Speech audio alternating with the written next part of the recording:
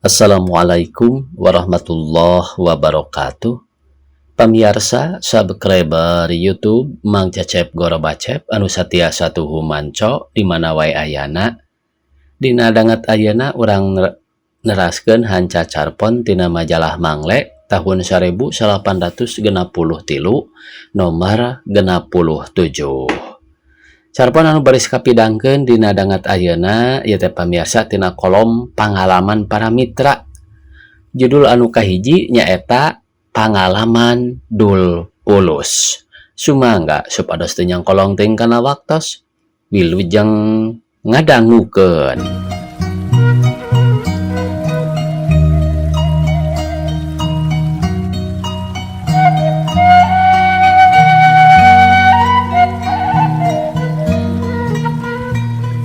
Basa anyaran karcis beus naek Dul Pulus ulin ka Sukabumi. Biasa lamun keur sagala marahal sok hayang we ari indit-inditan mah sakitu geus beunang disebut sengserang padung teh. Indit ti imah isuk-isuk da bisi teu kabagean beus. Kabeneran teu kungsi lila beus datang. Meunang pangdiukan panghareupna ngarendeng jeung supir. Teu kudu dicaritakeun dina keur pasasedekna rek naek mah. Da eta we basa kenek nyentak nu narangtung di tukang nah ana burudul teh aya meureun salosin kurang mah nu tarurun deui kawasna wae urang deukeut ari ditilik dina pakean make sarungna mah siga-siga urang Ciawi atawa Cigombong. Beus mimiti maju tukang karcis atanapi kanektur kakarang mimitian ngajual karcisna di hareup heula sarengeh tukang karcis teh seuri barang nempo beungeut Dul Pulus. Puguh we Dul Pulus ge seuri da sugan lamun wawuh mah teu kudu mayar ceuk hate Dul Pulus. Angkat ka Sukabumi Den. Sumohon ceuk Dul Pulus teh bari rada aneh tah ka kanektur teh. Kujiga nu loma jeung nyebut Aden ka aki-aki. Mangga karcisna ceuk tukang karcis bari ngasongkeun karcis ka Dul Pulus. Ku Dul Pulus dialak ilik geus teu awas.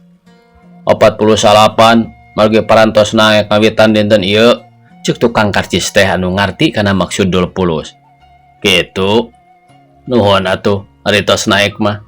Ari dideret ka tukang panumpang sejen aya nu imut ngadenge omongan Dul Pulus teh. Ari Dul Pulus mah sok ras ingat kana gaji pangsiunan anu ngan ukur kapake saminggueun. Kitu oge bari jeung seuseut seat. Ras deui kana paribasa gede keneh paseuk tibatan tihang. Nya asakeuna ari keur Dul Pulus mah. Beus geus laju kaluar kota, kadenge tukang karcis nanya ka hiji awewe, ari dilieuk bet nini-nini cetuk dabuk. Ibu bade ka mana?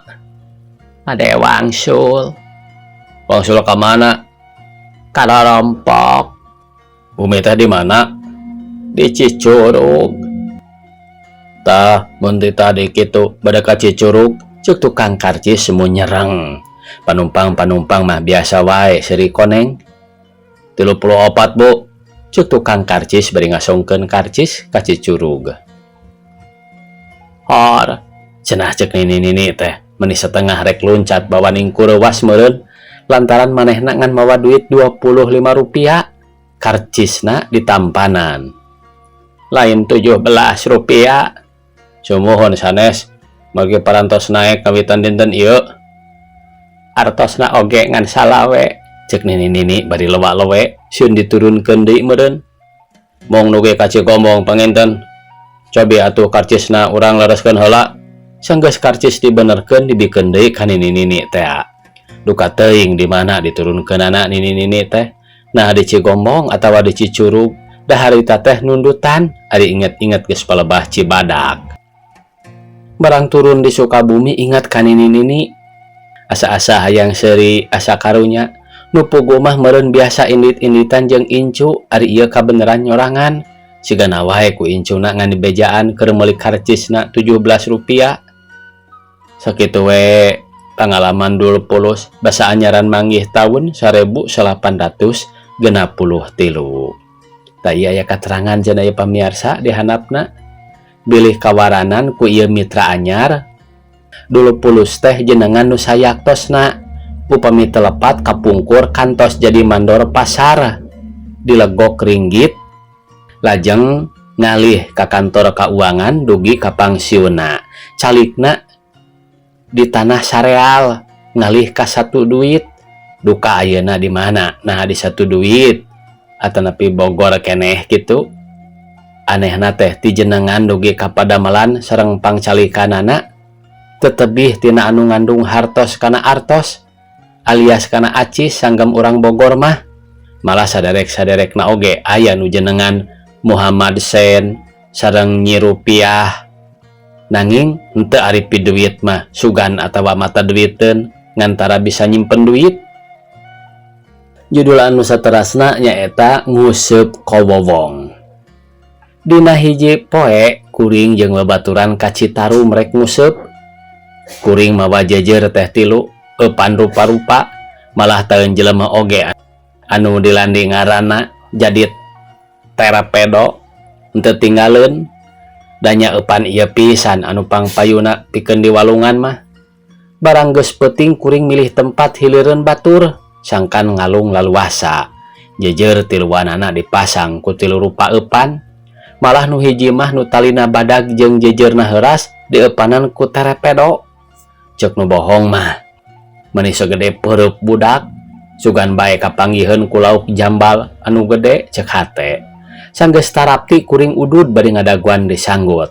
Sabot ngadaweung tali anu dieupanan ku terapedo teh ngageleser direret kana golongan anu dihaja dipancuh tetela muter yakin disanggut bari deg-degan jejer ditewak bari dipecatkeun. Nah ari gorowok teh sora anjing kokowowongan bari ngagusur tali sing horeng lain disanggut ku jambal tapi disanggut ku anjing.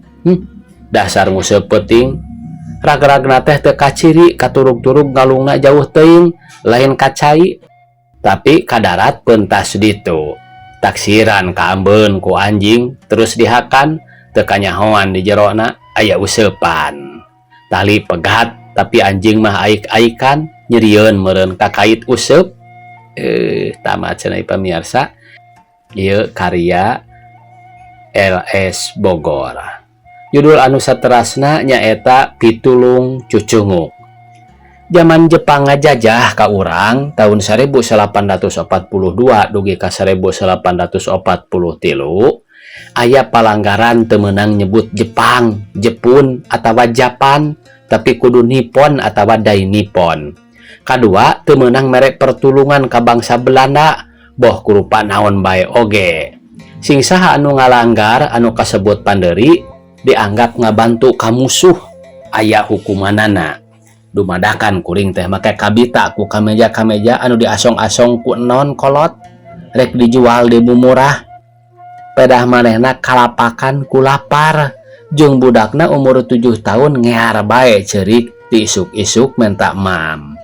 Kuring beak nya karunya kuatirna nya budak anu geus kuru tanda kurang dahar indungna ponnya kitu ditambah ongkoh ku hayang ginding cereng bae dibayar di anu suni 10 rupiah teh menang opat puguh bae murah mah da kamejana aralus keneh. Nah atuh ari sore gurudug teh satruk Ken Petai alias CPM Jepang datang ka imah. Tuluy ngageledah kameja teh aya nu ngabejakeun meureun. Kameja dirampas kuring digiring ka jalan Hecan nyaeta di Bandung eta teh. Blus kuring ditahan teu ditanya-tanya acan tepi ka isukna deui. Keur kuring nalangsa ngan sorangan.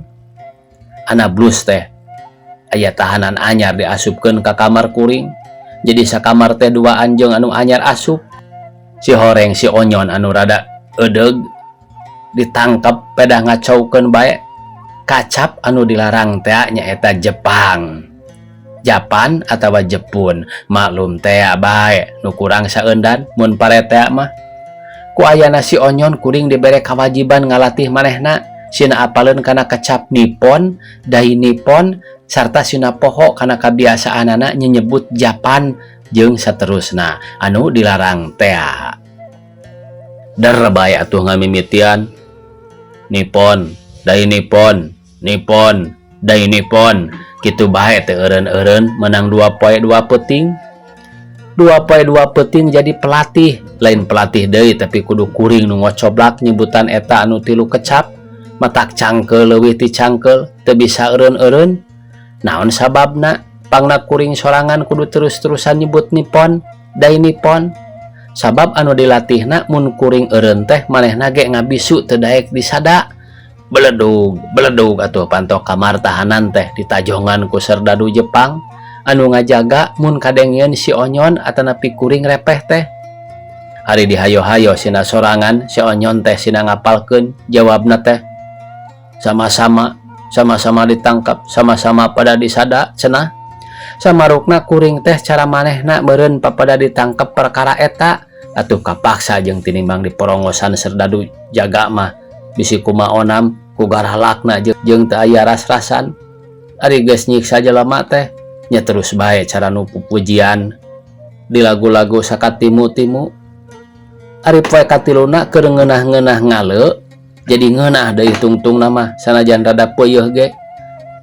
Nah anak corowok teh si Onyon satakarna bari ngagurinjal tuluy manehna nangtung bibir gidigan pek ngalaan baju tapi rap dipake deui gurubug deui ngagurubug ngabiri gidig pek aduh-aduhan humarurung nu jaga jeung ti kantor ronghok ka kamar kuring narempo tina ruji-ruji lawang bari nanya kunaon si Onyon ngajawab bari ngabiri gidig ih cenah alah